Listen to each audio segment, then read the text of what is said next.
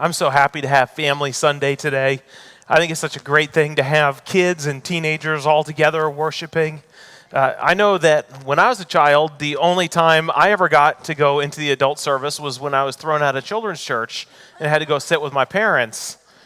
So this is a pretty great opportunity, really, to not be in trouble and embarrass yourself by walking down the aisle while everyone is watching you. Oh, those were the days. I just wanted to share just a couple things with you. I appreciate Norm reminding us about the fact that we've been spending this season praying for folks, that God would help us invite people to our Easter service in a couple weeks. And again, the cards are there. Please take them. If you need one or two extras, you have a few people in mind, make sure and stop at the welcome desk at the back, and they'll give you a couple more. We always want to keep next steps in front of you. And so we always want to make it clear what is the next step for you. How can you get more involved? How can you feel more a part? How can you enter into fellowship with us? And so just a couple things that are coming is a membership class on April the 14th, right after our 11 o'clock service. And so we'll be meeting with food provided. That is not if you show up, you're a done deal. It's an ability for you to go on a fact-finding mission, to learn more about the church and what the church is like. And we always want membership to be a covenant and not a contract. So we want to talk about what opportunities it gives you and your ability to speak into the church, as well as saying you're a part of the church. And we believe that the coming together of people in church is a beautiful thing, and we want you to feel as though you're a part of what's going on here. And so we'll have a free pizza lunch. If you would sign up, make sure the welcome desk knows, or put it on a comment card that you're interested in coming to that. We would love to have you there if you're not a member, and we would love to have you explore and converse. And that's an opportunity to sit with me for an hour, and you can ask questions if you want, and there will be a little bit of an organized service there as well. And then the other thing is baptism. If you would like on Easter Sunday to participate in the resurrection by entering into the water and going under the water and coming up to new life, remembering the resurrection of Jesus. And if you've never been baptized before, we would love to have you let us know that you're interested in that. Sign on the comment card as well. That's going to be on Easter Sunday as part of our service that day. We just had some kids meet between services with Pastor Lynn who are interested, and we would love some adults as well who've never been baptized before to come forward and say that they want to do that on Easter Sunday. We would love to have you be a part of that. So those are just some things that are coming up, ways to participate in the life of the church, ways to take next steps so that it's always clear what's in front of you and what's next. Today I want to talk about compassion, particularly the compassion of Jesus, compassion that transforms us. And I thought a good way to get us started would be to watch a video about what compassion looks like. And so there's just a quick 2-minute video I'm going to show you that shows the transformational compassion of Jesus, how when Jesus comes and encounters us, it transforms and changes our lives. Will you take a moment to watch this beautiful video?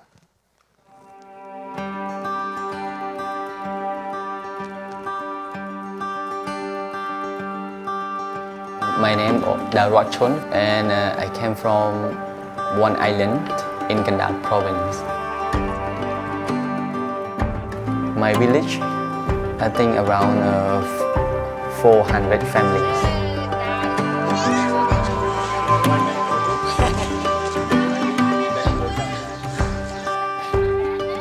In my community, many poor children. I come from poor family, so it's no way to send me to go to university, but I got a scholarship. I choose my subject, finance and banking, because my vision is money and got a good job.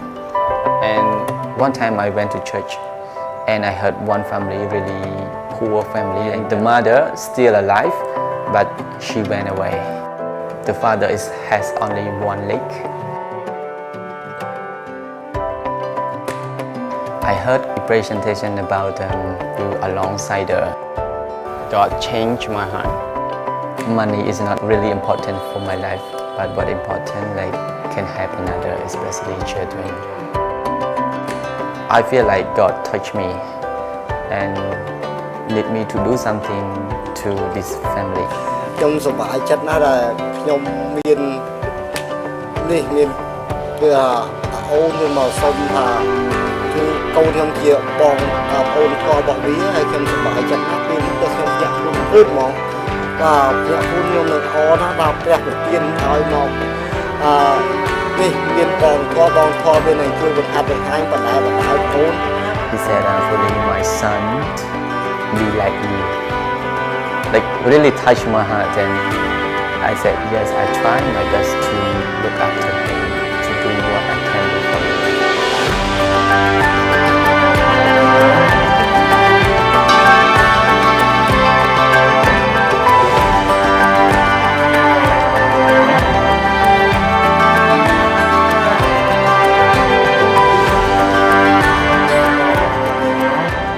So in the future, when he is my age, hopefully he can become a good brother, and especially he can recruit one more good brother like I did for him. My vision was money, but God changed my heart. What a testimony that is. My vision was money, but God changed my heart. God changed his heart for compassion. The definition of compassion, I always think is interesting to look up definitions of words that we often use and know. But the definition I found was sympathetic pity and concern. That word "and" feels powerful to me. It's not just pity, but sympathetic pity and concern for the sufferings or misfortunes of others. You can see that evident in this story. He goes to church, God changes his heart, he meets a family where there's no mother and the father has one leg, and he begins to live his life in favor or towards these people who are struggling. These people deserve pity and concern, sure, but he doesn't simply have pity or concern as sort of an emotional or mental state. He walks alongside of them and befriends them and helps them overcome their suffering or misfortune, at least in some way. It's a building of empathy, a looking another person in the eye. And the text we have this morning from Matthew 9 is a story that says Jesus has sympathy. Jesus is the sympathetic one here. And it's fascinating to take a moment and look at this text and see what it is that builds Jesus' sympathy and what he does with it. I'm going to read what I think is a pretty familiar text. If you've been in the church for a while, you have probably heard this story. But this week, when I read this text, Matthew 9, verses 35 to 38, it about smacked me in the face. Something was in this text that I had never read before, no matter how many times I had read it. And as I read it this morning, I'm going to invite you to stand. I'm going to invite you to look for just that part. See if you can find a piece that seems out of place, like maybe you've never heard it before, and see if it hits you as it hit me. We'll read this text together, starting with verse 35. Jesus went through all the towns and villages, teaching in their synagogues, preaching the good news of the kingdom, and healing every disease and sickness. When he saw the crowds, he had compassion on them, because they were harassed and helpless, like sheep without a shepherd. Then he said to his disciples, "The harvest is plentiful, but the workers are few. Ask the Lord of the harvest, therefore, to send out workers into his harvest field." This is the word of the Lord. Thanks be to God. You may be seated.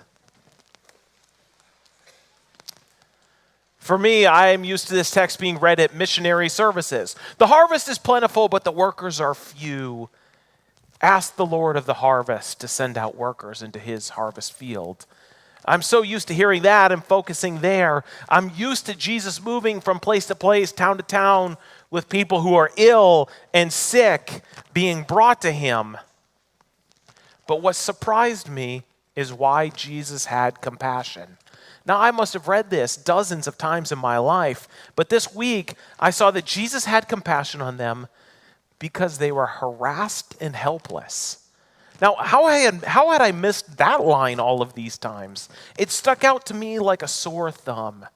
Harassed and helpless. And what a place that I suspect we can identify with. But I want you for a moment to walk with me to identify with Jesus. Imagine Jesus' life for just a moment. He's moving from town to town. He's going from place to place. He is always on the move, always meeting new people, and everywhere he goes, there's a crowd of people coming to him. And when they come to him, there is always a next disease, always another evil spirit, always a new sickness, a new illness. There's always a new problem.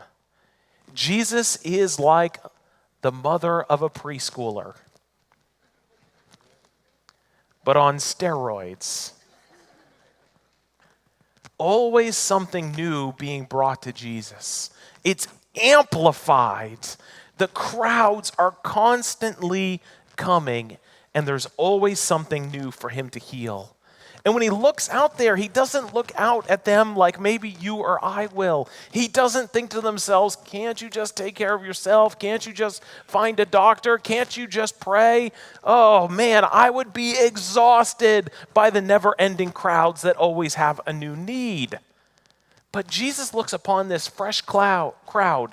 Here, almost halfway through the Gospel of Matthew, he's been doing this work of ministry for a while, and he sees a fresh crowd with more illness and more helplessness and more struggle, and he looks upon them and he has compassion.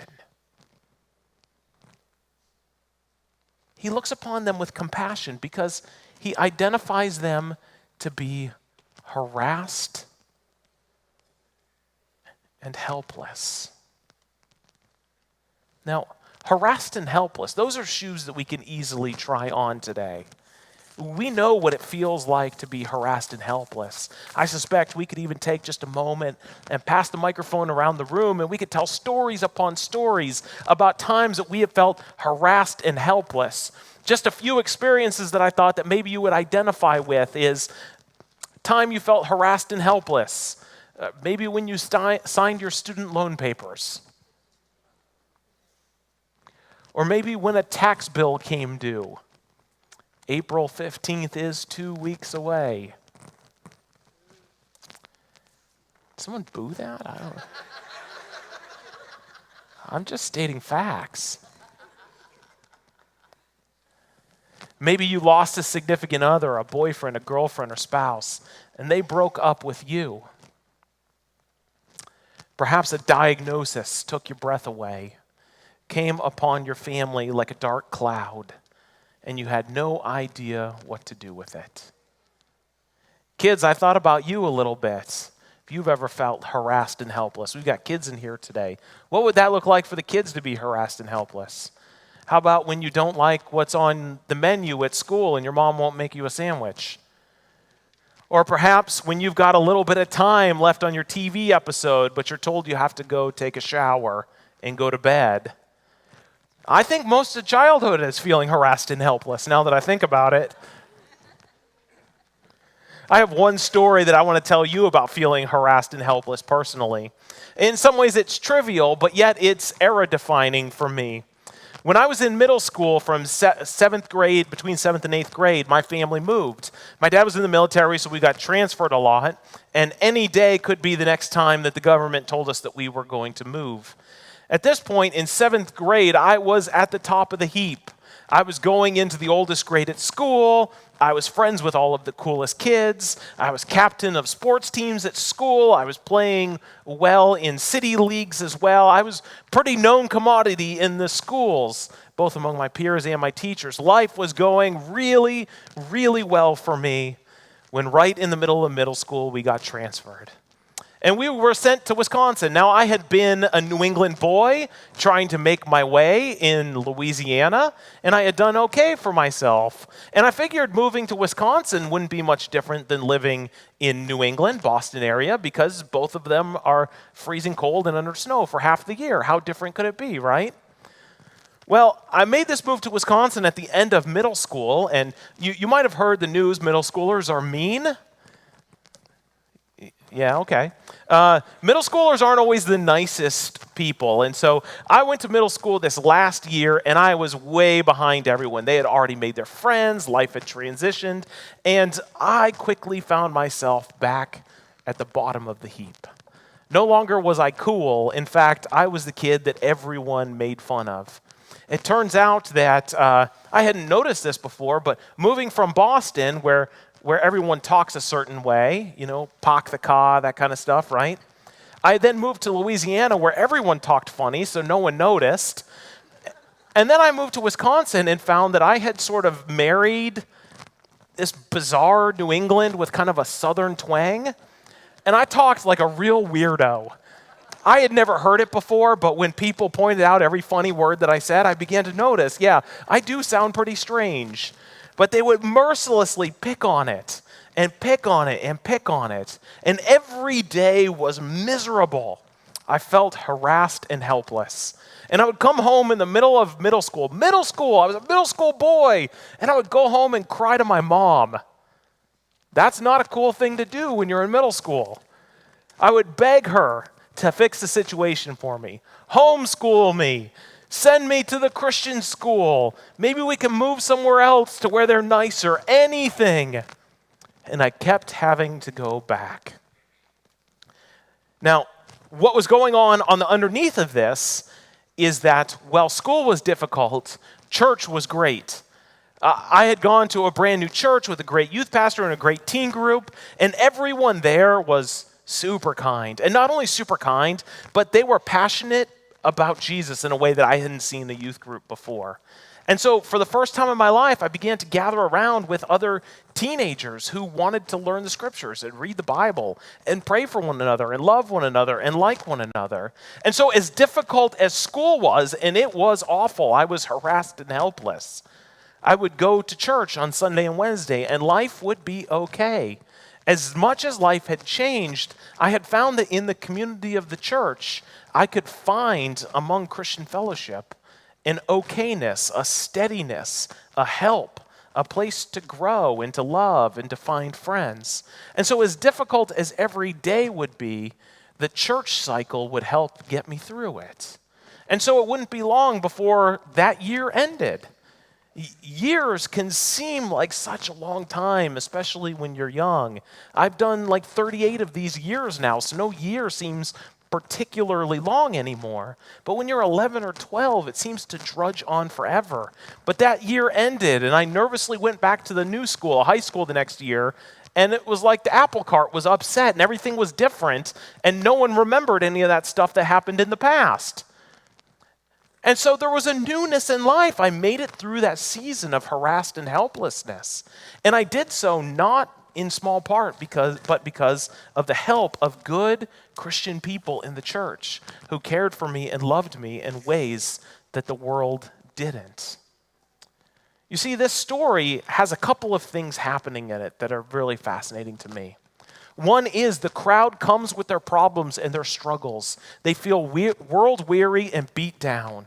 They feel harassed and helpless, and Jesus sees that. He sees the struggle of life. He identifies with the people in their hurt. And he doesn't just tell them to fix it themselves. He sees the place where we feel harassed and helpless by the way that life works. And Jesus has a compassion for us.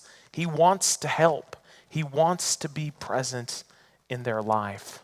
And so there are really two streams to this passage. The one that I've talked about to this point, that Jesus has compassion for the harassed and helpless. But then there's also the second stream of what does Jesus do about it? Upon having compassion, he turns to his disciples and he quotes the famous line, "The harvest is plentiful, but the workers are few. Ask the Lord of the harvest, therefore, to send out workers into his harvest field." And then he spends the whole next chapter, if you want to read chapter 10 later, giving the disciples instructions on how to take Jesus' ministry and go out into the communities of Israel and share the good news of Jesus and be transformative to those who are harassed and helpless. This is a fascinating turn in the text because it wasn't that long ago in the Gospel of Matthew that the disciples were the harassed and the helpless, the lowly and the mediocre, those who had been sent away back to their homes that Jesus called out and gave a second chance to. They were desperate enough that they would drop their jobs and their nets and follow Jesus. And now following Jesus had led them to the point that Jesus trusts them with his ministry to carry out. This is a fascinating turn in the text. So the two streams here are that Jesus has compassion on the harassed and helpless, and then he calls out those who have been harassed and helpless in their life to go and help those who are continuing to be harassed and helpless. Jesus isn't interested in disciples who have their act together. There are going to be mistakes in their future. The disciples don't have it all together. They don't have it all right, but they have been saved. They have been saved from their own narratives of harassment and helplessness. This is the way of Jesus. He calls people who don't have it fully out together yet, but can testify to the story of how God saves us from our past, from our difficult situations, from the place that we're hurting and struggling now. Jesus yearns to save us from world weariness, brokenness, harassment, and helplessness. And when we emerge from those places, we call these things salvation. And then Jesus invites us, not when we get it all together a couple steps down the road, but when we have a story of real transformation in our lives, to go and take that story to others as well. This is the way of salvation. It never ends with me. I become a part of the story of Jesus saving the world, and then I tell others about the salvation that's possible in Jesus. We are saved out of desperate places. Look how desperate the people are in this text. We are saved out of desperate places in order to be a helper of Christ on his mission to save the world. So how do we do this? How do we go from desperate, helpless, harassed, to then a worker in the harvest field of the Lord of the harvest? What are the tasks that we can do to get to that point? I've told you a bunch that I've been reading a lot of Brené Brown lately because I feel like her work is so profoundly helpful for the state of society that we're in today. And these are some words that she gives to help us identify with those who are struggling. And if we can identify with those who are struggling, we are trying on the shoes that Jesus wore and walking around in his footsteps. This is what Brené Brown says. My mom taught us to never look away from people's pain. The lesson was simple. Don't look away. Don't look down. Don't pretend to not see hurt. Look people in the eye, even when their pain is overwhelming. And when you're in pain, find the people who can look you in the eye. We need to know that we're not alone, especially when we're hurting. This lesson is one of the greatest gifts of my life. And then if that's just a narrative, just a story, let me give you a study, a scholastic study that was done at Purdue University within the last decade. So they set a female student in a courtyard at the school, and she addressed 428 completely at random strangers who walked through a quad of the school. They did not identify these people beforehand. They only chose the people who walked in the quad.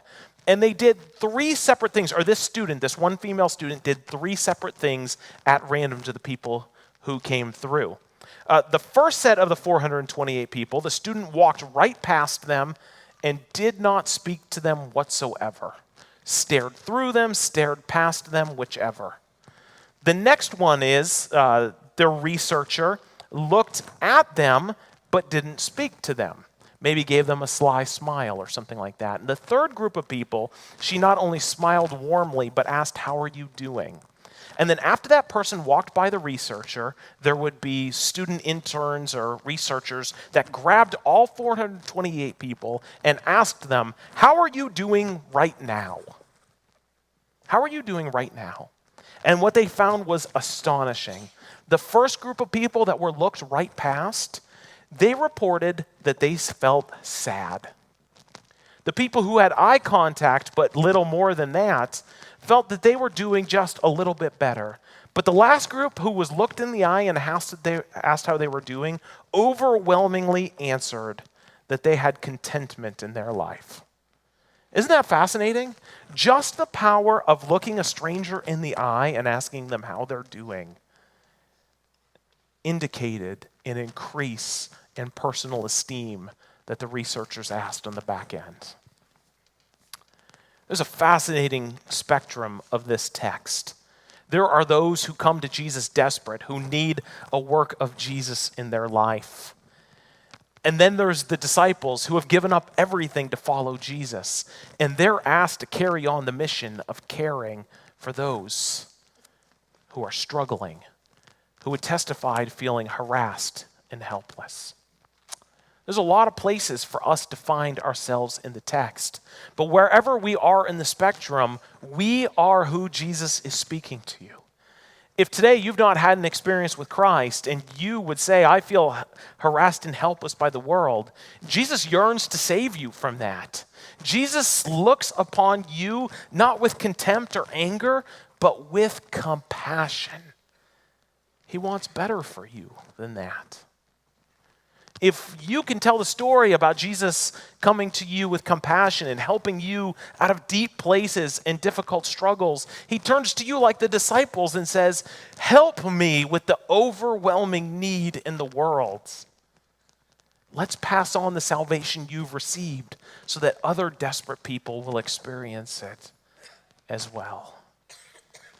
We all find ourselves somewhere in the spectrum of that text. There's a call upon each and every one of us to respond by either receiving the compassion of Christ or admitting we have received it and we're called to pass it on.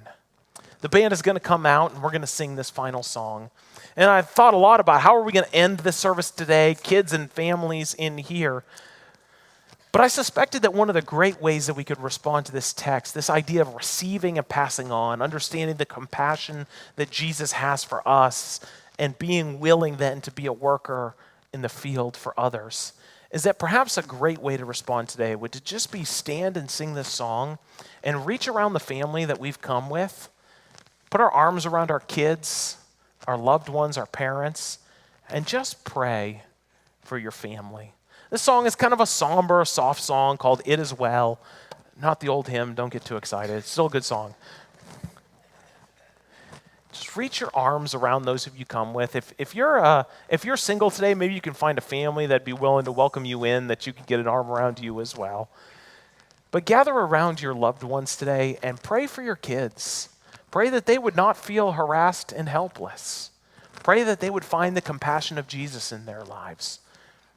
Take this moment to pray for your family, the group you've come with, and pray that the Lord of the harvest would reap them into his harvest as well. Let's sing this song as we conclude today. Would you join me in standing?